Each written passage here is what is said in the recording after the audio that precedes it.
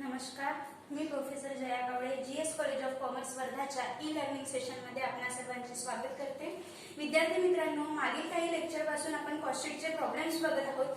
5 problem आपले झालेले होते आणि आजचा आपला प्रॉब्लेम नंबर 6 आहे। प्रॉब्लेम तुम्हाला डिस्क्रिप्शन बॉक्स मध्ये लिंक दिलेली असेल, ती लिंक ओपन करून तुम्हाला प्रॉब्लेम आपल्या नोटबुक मध्ये नोट करायचा आहे आणि सोल्युशन साठी समोरचा व्हिडिओ कंटिन्यू मध्ये बघायचा आहे। तर आज आपण प्रॉब्लेम मध्ये काय दिलेले आहे हे बघूया।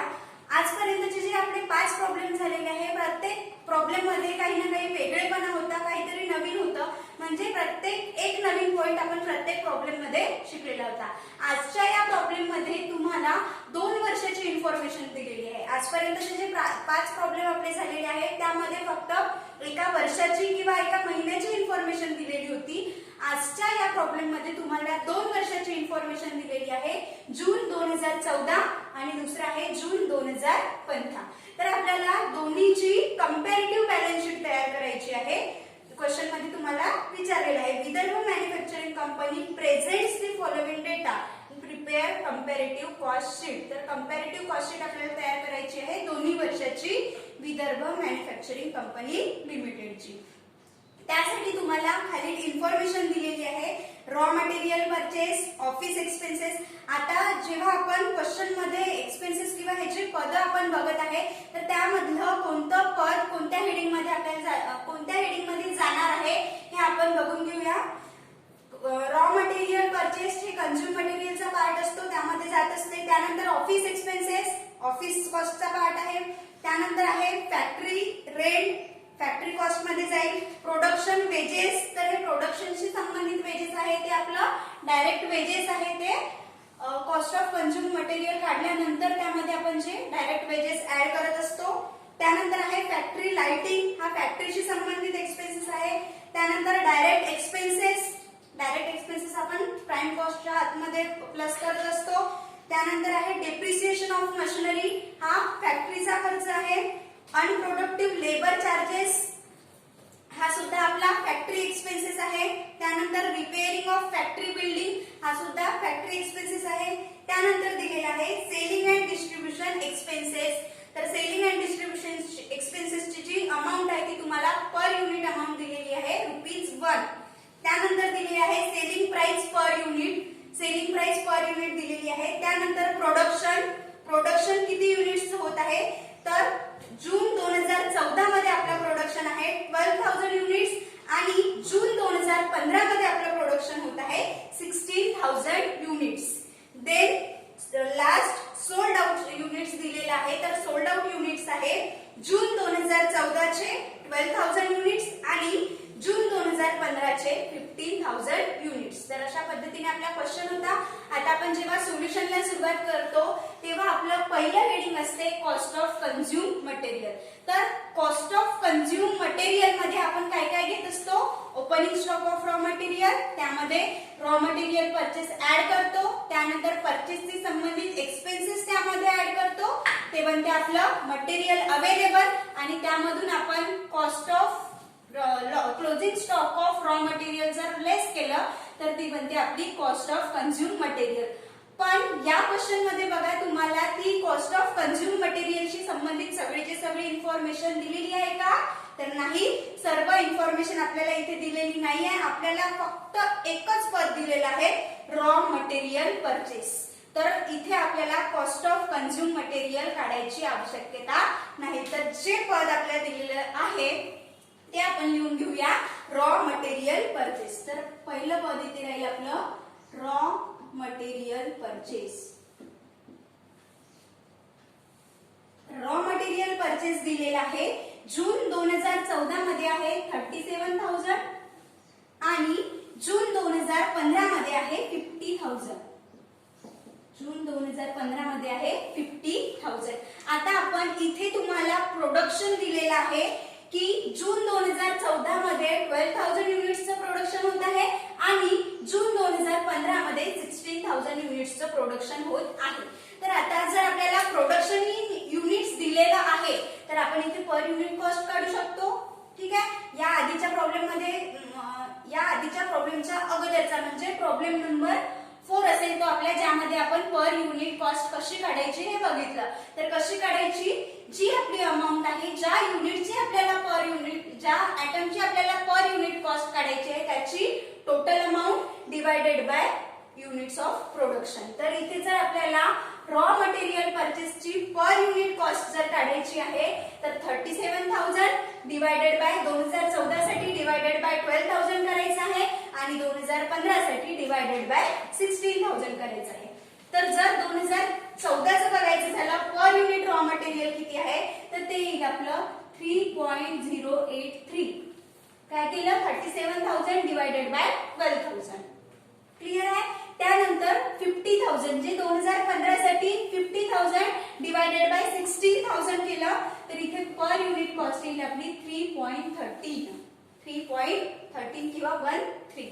तर हे झालं आपलं रॉ मटेरियल परचेस. आता रॉ मटेरियल परचेस यालाच आपण कॉस्ट ऑफ कन्झ्युम मटेरियल समजून चालूया, कारण इथे आपल्याला ओपनिंग स्टॉक सुद्धा दिलेला नाहीये रॉ मटेरियलचा आणि क्लोजिंग स्टॉक सुद्धा दिलेला नाही आहे.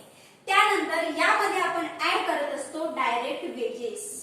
काय ऍड करत असतो आपण यामध्ये, डायरेक्ट वेजेस. तर डायरेक्ट वेजेसची अमाऊंट तुम्हाला क्वेश्चन मध्ये दिलेली आहे. जे तुमचं प्रोडक्शन वेजेस आहे तेच तुमचं डायरेक्ट वेजेस आहे. तर प्रोडक्शन वेजेस म्हणजेच डायरेक्ट वेजेस 2014 साठी आहे 74,000 आणि 2015 साठी आहे 1 लाख रुपीज.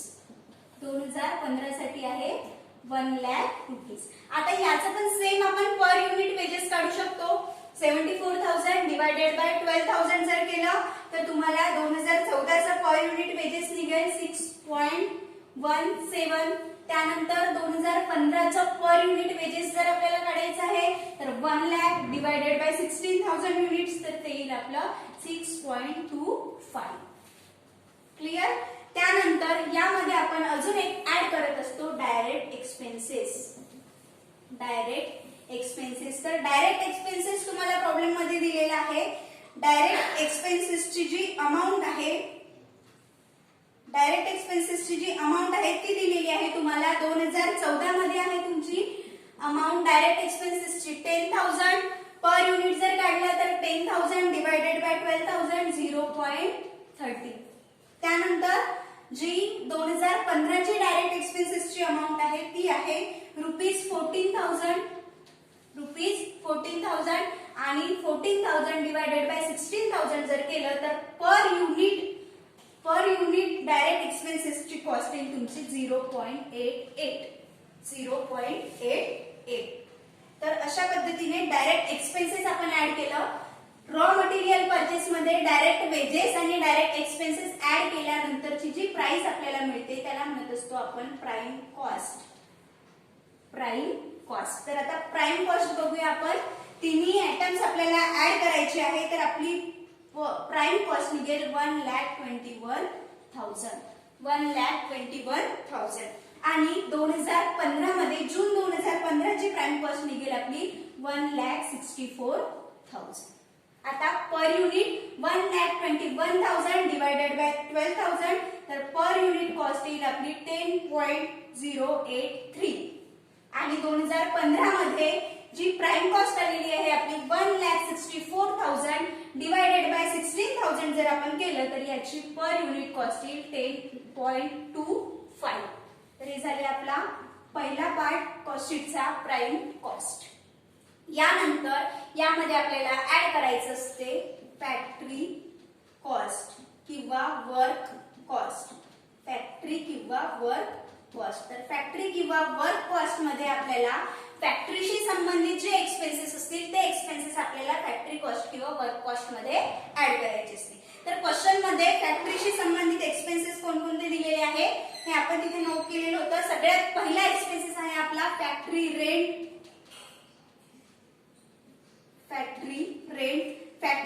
फॅक्टरी रेंटची अमाऊंट जून 2014 मध्ये आहे 750 आणि जून 2015 मध्ये सुद्धा सेम अमाऊंट आहे 750.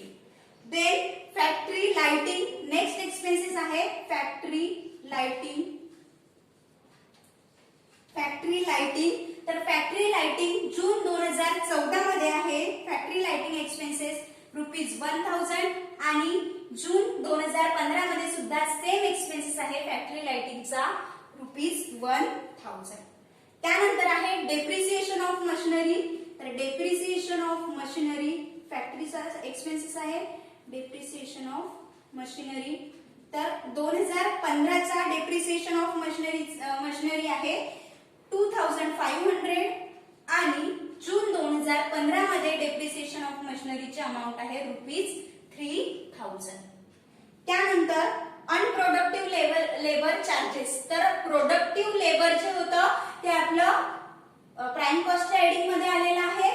त्यानंतर अनप्रोडक्टिव्ह लेबर चार्जेस जे आहे ते आपलं फॅक्टरी कॉस्टच्या हेडिंग मध्ये येईल. अनप्रोडक्टिव्ह लेबर चार्जेस.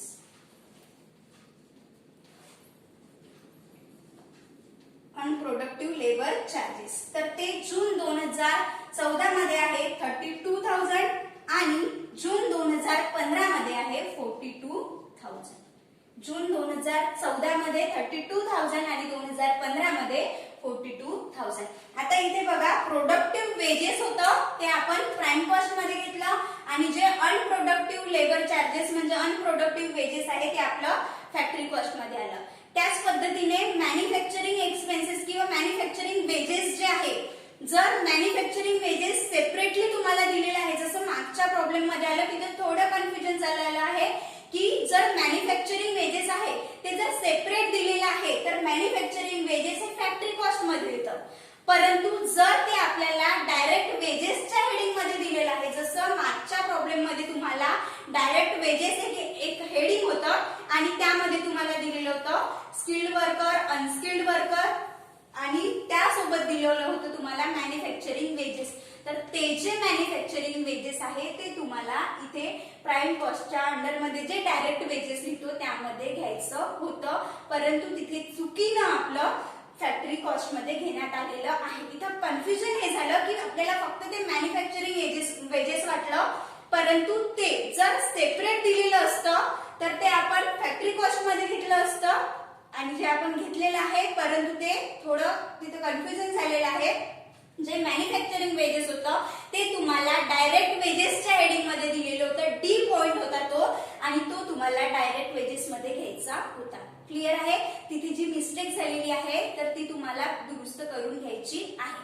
का बरं आपण मॅन्युफॅक्चरिंग वेजेस तिथे घेतलं रिझन समजलं कारण ते तुम्हाला डायरेक्ट वेजेसच्या हेडिंग मध्ये दिलेलं होतं म्हणून आपल्याला ते या ठिकाणी डायरेक्ट वेजेस मध्ये घ्यायचं आहे.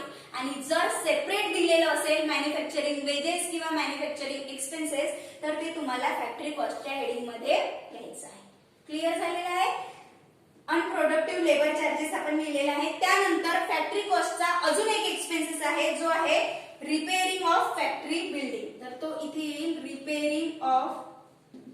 Repairing of factory building. तर रिपेअरिंग ऑफ फॅक्टरी बिल्डिंगचा जो एक्सपेन्सेस आहे तो आहे जून 2014 चा 4500 आणि जून 2015 मध्ये आहे ₹6000. तर आता जे फॅक्टरीशी संबंधित आपले एक्सपेन्सेस होते ते सगळे एक्सपेन्सेस आपले लिहून झालेले आहेत. त्यानंतर आपण याची जी बेरीज करत असतो ते असते आपलं फॅक्टरी ओव्हरहेड. तर फॅक्टरी ओव्हरहेड किती आलेलं आहे आपलं तर आपण याची बेरीज करूया. हे जे 5 आयटम आहे आपले फॅक्टरीशी संबंधित त्याची जी बेरीज येईल आपली ते असते आपलं फॅक्टरी ओव्हरहेड. तर या पाचही पदांची जर बेरीज केली आपली तर ते येईल 40,750. तर हे झालं आपलं फॅक्टरी ओव्हरहेड 2014चं. त्यानंतर पुन्हा या पाचही पदांची जर बेरीज केली आपण तर ते जून 2015चं फॅक्टरी ओव्हरहेड येईल आपलं 52,750. 52,750. जर याला पर युनिट काढायचं झालं तर 40,750 डिवायडेड बाय जर 12,000 तुम्ही केलं तर पर युनिट निघेल तुमचं 3.40 आणि 2015 मध्ये जी फॅक्टरी ओव्हरहेड आलेला आहे ते 52,750 डिवायडेड बाय 16,000 जर तुम्ही केलं तर तिथे तुमची प्राइस येईल 3.29. यानंतर जे फॅक्टरी ओव्हरहेड आलेलं आहे आपलं ही जी आपली प्राइम कॉस्ट आहे, या प्राइम कॉस्ट मध्ये आपल्याला हे फॅक्टरी ओव्हरहेड ऍड करायचं आहे. फॅक्टरी ओव्हरहेड काय करायचं आहे, प्राइम कॉस्ट मध्ये ऍड करायचं आहे. फॅक्टरी ओव्हरहेड ऍड केल्यानंतरची जी प्राइस मिळेल ती राहील आपली फॅक्टरी कॉस्ट. Factory cost. आता इथे बघा, जर opening stock of work in progress दिलेलं असतं तर आपण यामध्ये प्लस केलं असतं आणि closing stock of work in progress असतं तर ते यामधून आपण मायनस केलेलं असतं. परंतु कुठलाही स्टॉक ओपनिंग किंवा क्लोजिंग स्टॉक वर्क इन प्रोग्रेसचा ओपनिंग किंवा क्लोजिंग स्टॉक आपल्याला दिलेला नाही आहे. त्यामुळे आपली जी प्राइस निघेल ती निघेल फॅक्टरी कॉस्ट. तर फॅक्टरी कॉस्ट येईल आपली 1,21,000 मध्ये आपल्याला 40,750 ऍड केल्यानंतरची जी प्राइस मिळेल ती मिळेल 1,61,750 आणि पर युनिट कॉस्ट निघेल तुमची 1,61,750 डिवायडेड बाय 12,000. तर तुमची पर युनिट फॅक्टरी कॉस्ट निघेल 13.48. देन 2015 ची टोटल फॅक्टरी कॉस्ट 1,64,000 प्लस 52,750. तर 2015 ची फॅक्टरी कॉस्ट येईल आपली 2,16,750. 2,16,750 आणि पर युनिट काढण्यासाठी डिवायडेड बाय 16,000 करा. तर पर युनिट तुमची कॉस्ट येईल 13.54. क्लिअर आहे. आता ही जी फॅक्टरी कॉस्ट आलेली आहे, या फॅक्टरी कॉस्ट मध्ये आपण ऍड, ही झाला आपला दुसरा पॉइंट. पहिला पॉइंट होता आपला प्राइम कॉस्ट, दुसरा हेडिंग निघालेला आहे आपलं फॅक्टरी कॉस्ट. तर आता या फॅक्टरी कॉस्ट मध्ये आपल्याला ऍड करायचं असते ऑफिस किंवा प्रोडक्शन कॉस्ट. ऑफिस किंवा यालाच म्हणत असतो आपण प्रोडक्शन कॉस्ट. तर यामध्ये ऑफिसशी संबंधित किंवा प्रोडक्शनशी संबंधित जे एक्सपेन्सेस तुम्हाला दिलेले असतील ते एक्सपेन्सेस आपण ऑफिस कॉस्ट किंवा प्रोडक्शन कॉस्ट मध्ये घेत असतो. तर ऑफिसशी संबंधित एकच एक्सपेन्सेस आपल्याला प्रॉब्लेम मध्ये दिलेला आहे, जो आहे ऑफिस एक्सपेन्सेस. सेकंड नंबरवर आहे ऑफिस एक्सपेन्सेस. तर ऑफिस एक्सपेन्सेस लिहून घेऊया आपण. Office expenses. तर ऑफिस एक्सपेन्सेस जून 2014 चा ऑफिस एक्सपेन्सेस आहे ₹12,000 आणि जून 2015 चा सेम आहे ऑफिस एक्सपेन्सेस ₹12,000. आता अजून कोणताही पद किंवा कोणताही आयटम आपला ऑफिस ओव्हरहेड मध्ये राहिलेला नाहीये. तर टोटल ऑफिस ओव्हरहेड राहील जून 2014 चा 12,000 आणि जून 2015 मध्ये ₹12,000.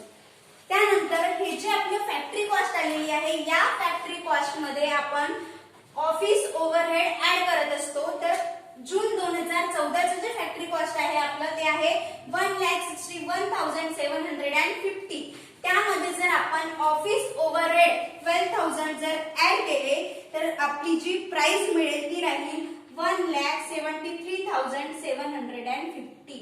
1,73,750.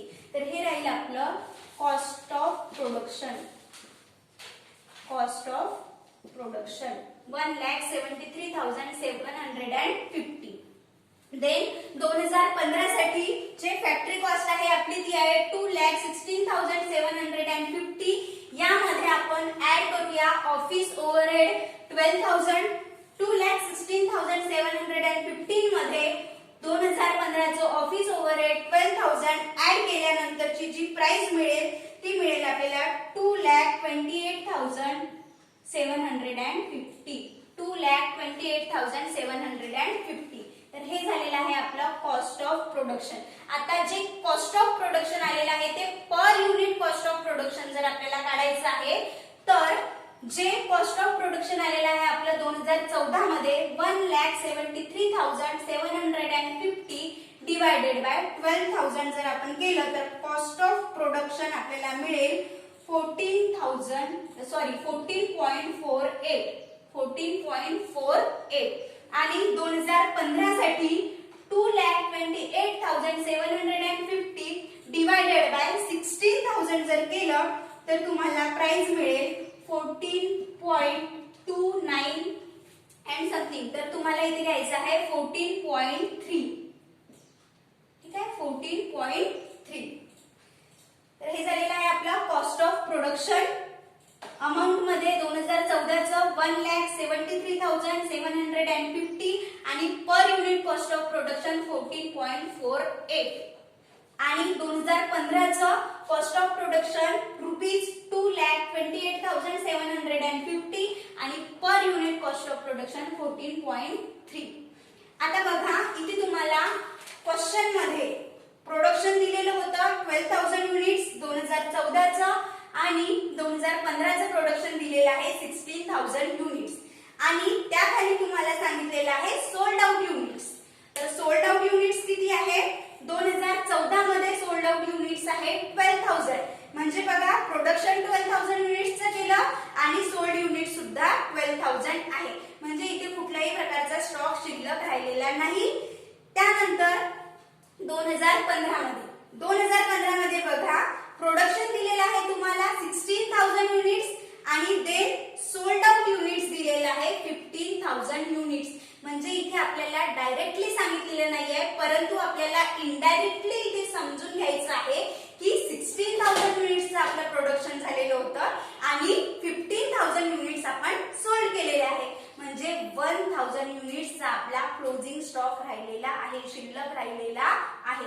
ही हिडन इन्फॉर्मेशन आहे, ही डायरेक्टली सांगितलेलं नाहीये परंतु तुम्हाला याकडे व्यवस्थित लक्ष ठेवायचं आहे की प्रोडक्शन किती युनिट्सचं दिलेलं आहे आणि आपण युनिट्स सोल्ड किती केलेलं आहे. तर जून 2015 मध्ये जे प्रोडक्शन होतं ते होतं आपलं 16,000 युनिट्स आणि सोल्ड आउट युनिट्स आहे आपले 15,000 युनिट्स. म्हणजे 1,000 युनिट्स इथे closing stock of finish goods आहे. तर closing stock of finish goods काय करत असतो आपण जे आपलं कॉस्ट ऑफ प्रोडक्शन आलेलं आहे त्यामधून आपण ओपनिंग स्टॉक असेल फिनिश गुड्सचा तर तो प्लस करतो आणि क्लोजिंग स्टॉक असेल तर तो मायनस करतो. तर इथे क्लोजिंग स्टॉक आहे त्यामुळे यामधून ते मायनस होईल. Closing stock of finish goods, closing stock of finish goods किती आहे closing stock of finish goods आणि कसा काढलेला आहे की 16,000चं प्रोडक्शन होतं त्यानंतर 15,000 युनिट्स आपले सोल्ड झालेले आहे म्हणजेच 1,000 युनिट्स आपलं काय आहे अनसोल्ड स्टॉक म्हणजेच finish stock, closing stock of finish goods. तर आता closing stock of finish goods in units आपल्याला मिळालेला आहे 1,000 युनिट्स. तर आपल्याला प्राइस काढावं लागेल याची. तर जर आपली प्रोडक्शन कॉस्ट ऑफ प्रोडक्शन किती आलेला आहे पर युनिट 2015चं किती आलेलं आहे 14.3 पर युनिट. तर आपले युनिट्स किती शिल्लक राहिलेले आहे 1,000 युनिट्स. तर 1,000 युनिट्स मल्टिप्लाय बाय जर 14.3 केलं तर तुमची क्लोजिंग स्टॉक ऑफ फिनिश गुड्सची अमाऊंट मिळेल. तर closing stock of finish goods 1,000 multiply by per unit cost of production 14.3. तर तुमचा क्लोजिंग स्टॉक ऑफ फिनिश गुड्सची जी अमाऊंट राहील ती राहील 14,300. 14,300. तर यामधून कॉस्ट ऑफ प्रोडक्शन मधून आपल्याला closing stock of finish goods minus करायचं आहे 14,300. तर 14,300 यामधनं मायनस केल्यानंतर 2,28,750 मधनं 14,300 जर आपण मायनस करू तर आपली जी अमाऊंट मिळेल ती राहील 2,14,450. 2,14,450. तर हे राहील आपलं cost of goods sold. Cost of goods sold 2014चं फिनिश गुड्स इथे नाही आहे. डायरेक्ट जेवढं प्रोडक्शन झालं तेवढे सोल्ड केलेले आहे. तर त्यामुळे डायरेक्ट इथे कॉस्ट ऑफ गुड्स सोल्ड राहील 2014 मध्ये 1,73,750 आणि पर युनिट जैसे थे 14.48. क्लियर. परंतु जेव्हा कॉस्ट ऑफ गुड्स सोल्ड जे आपलं आलेलं आहे 2015चं 2,14,450. तर याला जर पर युनिट आपल्याला काढायचं आहे तर कॉस्ट ऑफ गुड्स सोल्ड म्हणजे जे गुड्स सोल्ड केलेले आहेत त्याची पर युनिट कॉस्ट आहे. तर आपले या ठिकाणी गुड्स सोल्ड किती झालेले आहे क्लियर दिलेलं आहे क्वेश्चन मध्ये 15,000 युनिट्स. तर cost of goods sold per unit काढत असताना जी अमाऊंट आहे त्या अमाऊंटला डिवायडेड बाय 15,000 करायचं आहे. तर 2,14,450 डिवायडेड बाय 15,000 जर तुम्ही केलं तर तुमची cost of goods sold per unit येईल 14.3. तर हे झालेलं आहे कॉस्ट ऑफ गुड्स सोल्ड. चौथा पॉइंट आपला. तिसरा पॉइंट होता कॉस्ट ऑफ प्रोडक्शन. चौथा point cost of goods sold. आता जे कॉस्ट ऑफ गुड्स सोल्ड आलेले आहे यामध्ये आपण ऍड करत असतो सेलिंग अँड डिस्ट्रीब्युशन एक्सपेन्सेस. तर यामध्ये आपण ऍड करूया selling and distribution expenses. Selling and distribution expenses.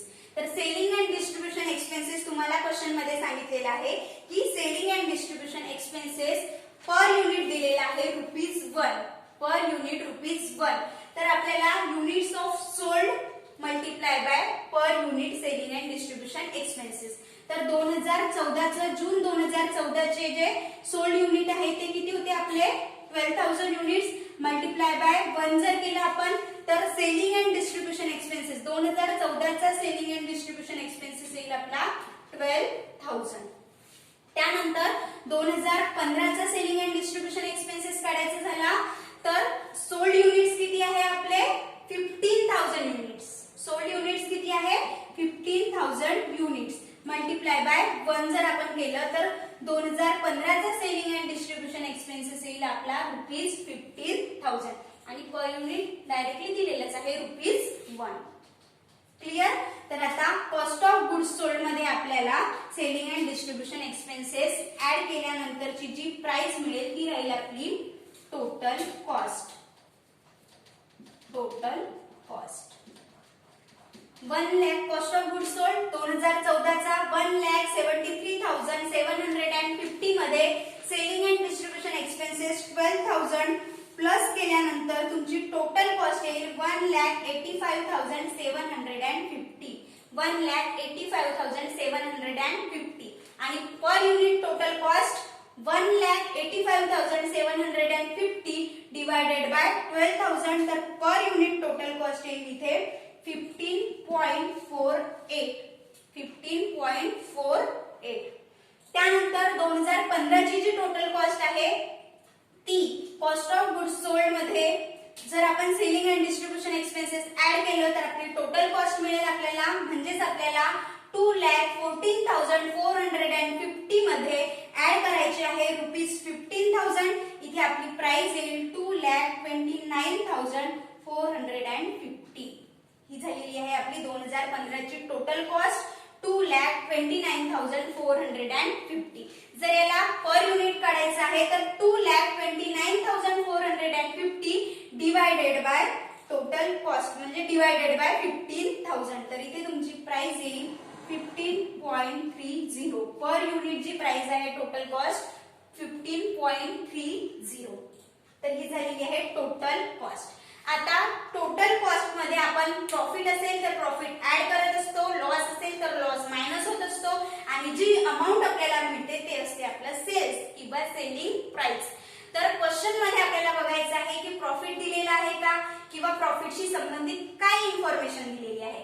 तर या प्रॉब्लेम मध्ये तुम्हाला प्रॉफिट डायरेक्टली दिलेलं नाहीये परंतु सेलिंग प्राइस दिलेली आहे. तर सेलिंग प्राइस पर युनिट दिलेली आहे आणि सोल्ड युनिट्स दिलेले आहे. तर आपल्याला सेलिंग प्राइस इन रुपीज काढता येते.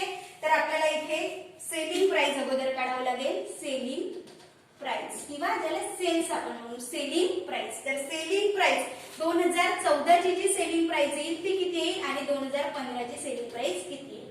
तर आता बघा 2014 मध्ये सोल्ड युनिट्स किती होते 12,000 युनिट्स आणि सेलिंग प्राइस पर युनिट किती आहे 18.75.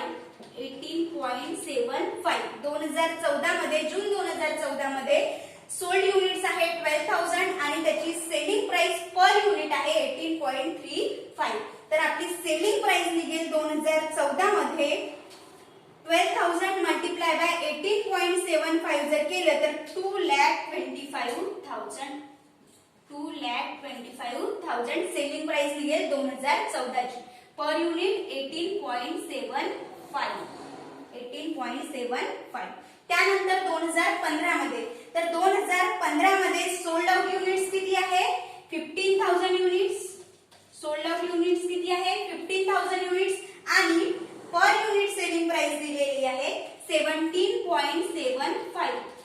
17.75. तर सेलिंग प्राइस आपल्याला काढता येईल 15,000 मल्टिप्लाय बाय 17.75.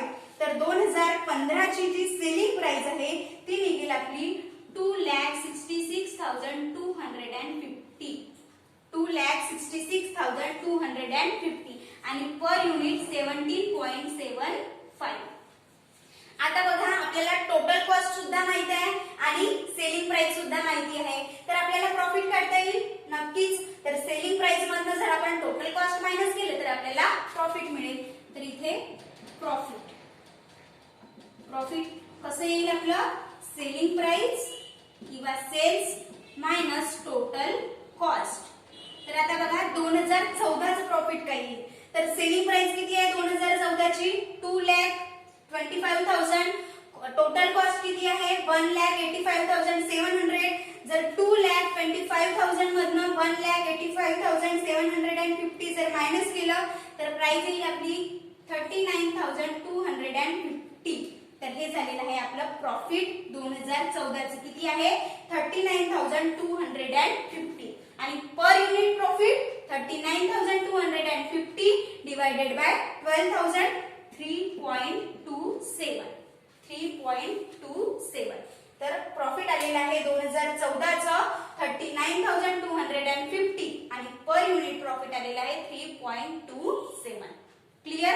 आता 2015 चं जून 2015 ची सेलिंग प्राइस आपल्याला माहिती आहे, टोटल कॉस्ट सुद्धा माहिती आहे. तर प्रॉफिट आपल्याला काढता येईल सेलिंग प्राइस मधनं टोटल कॉस्ट मायनस होईल 2,66,250 मायनस 2,29,450 जर केलं तर आपलं प्रॉफिट येईल 36,800.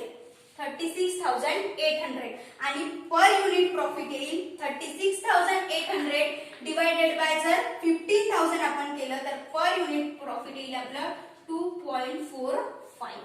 2.45.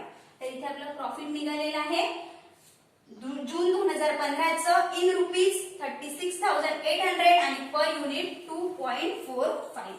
तर या ठिकाणी आपण टोटल कॉस्ट सुद्धा काढलेली आहे, त्यानंतर प्रॉफिट काढलेले आहे आणि सेलिंग प्राइस सुद्धा काढलेली आहे. क्वेश्चन मध्ये आपल्याला कंपॅरेटिव्ह कॉस्ट शीट तयार करायला लावली होती. तर आपण जून 2014 आणि जून 2015 या दोन्हीची कंबाईन म्हणजे कंपॅरेटिव्ह कॉस्ट शीट तयार केलेली आहे. तर हा झालेला आहे आपला प्रॉब्लेम नंबर 6. जे आजपर्यंत जेवढेही प्रॉब्लेम झालेले आहेत जर तुम्ही मागील व्हिडिओ बघितलेले नसेल तर ते व्हिडिओ एकदा बघून घ्या. सगळेचे सगळे प्रॉब्लेम क्वेश्चन आन्सर सहित तुम्हाला बुक मध्ये नोट करायचे आहे. प्रॉब्लेम स्वतः सोडवून